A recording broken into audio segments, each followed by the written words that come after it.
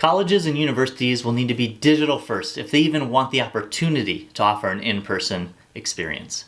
That's the takeaway from the spring enrollment numbers that just came out. So let's dive into what these numbers say and what they mean.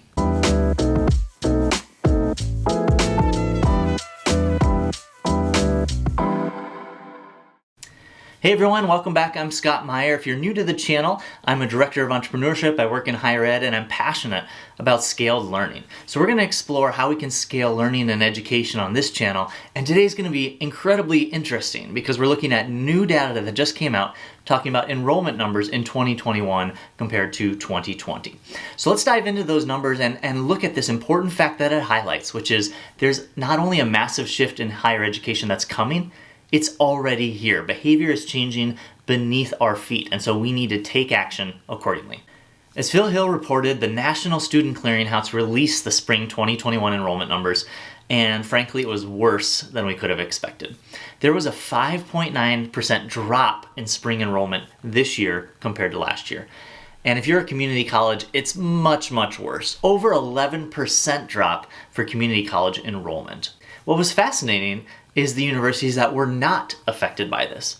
Primarily online universities, what are called POIs, they actually saw an over 2% increase.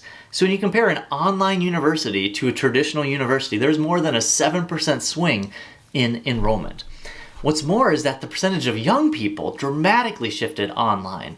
So for students aged 18 to 22, there's almost a 5% increase in those students enrolling in online universities compared to traditional universities. Now these are the young students that are the tip of the wave, right? These are the highest number of students, and they're really representing, I think, where education's going, which is it needs to be online. Now this data gets really interesting when you look at sort of the rock stars of traditional education who have really embraced online education. I'm thinking about Arizona State University and Southern New Hampshire University. So Arizona State University actually saw a 19% increase from last year for their online course offerings. Looking at their overall numbers, so including online and in-person, they saw a 7% increase. They're now educating 122,000 students. They really represent the potential of scaled learning, right? Where we can offer multiple experiences for multiple students at multiple income levels, multiple locations, multiple skill levels, whatever it is, they're offering a solution, including ASU Prep Digital, which is offering high school dual credit classes as far away as my home state of North Dakota. Now, when you look at Southern New Hampshire University, one of the largest universities in the country, they've completely embraced online education. The results were clear this year as their enrollment increased 22%. So Southern New Hampshire University, a university you maybe have never even heard of, they're educating 170,000 students. Now, what these two kind of rock stars show is that you first need to be thought of as digital first. You need to be really good at online education to be able to survive and have that in-person experience. What's Arizona State and Southern New Hampshire going to do with this increased enrollment? They're going to reinvest it. They're pushing the flywheel, being able to invest more, market more, get more students in online, and then offer that in-person experience for those who want it. This has to happen in higher education if universities and colleges want to maintain their role of relevance in educating the workforce and driving the economy. Now, I think the big takeaway from this data is clear. Education is becoming like every other industry. It's a game of aggregation. Those universities that embrace the online experience, that become digital first, they're able to accrue the benefits. They're able to get more students and scale their learning. They're not limited to just students in Arizona or just students who can come Monday to Friday from 9 to 5 p.m., right? They're opening up their doors to anyone who needs education. Now, most universities in this year of pandemic were quick to pivot. They embraced Zoom classes or high flex, but using these techniques, it's really bringing a hammer to a sword fight.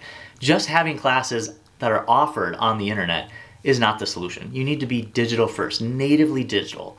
And if you think about the potential and the power of online education, it's not only that it's available for everyone, it actually gets better as people learn. You think about taking the SAT, and when you get a question right, the questions get harder. When you get one wrong, they get easier, right? Online education has the potential to reach each of us where we are and feed us the exact challenges we need to get better.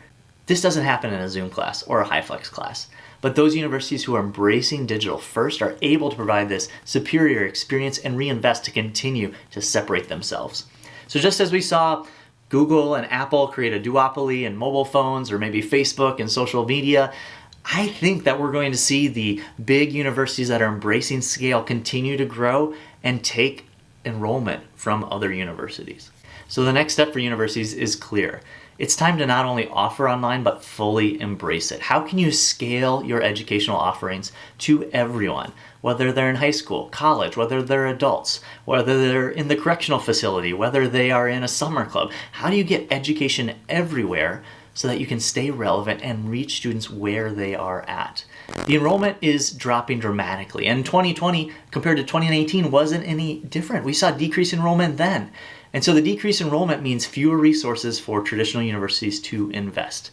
If you're not investing in digital first education, you're not even going to be able to offer that in-person education in the future. Students are going to go to the university that fits them, that are best at the media, and right now those are the rock stars who are doing in-person and online, and a myriad of alternatives that are coming down the pipe.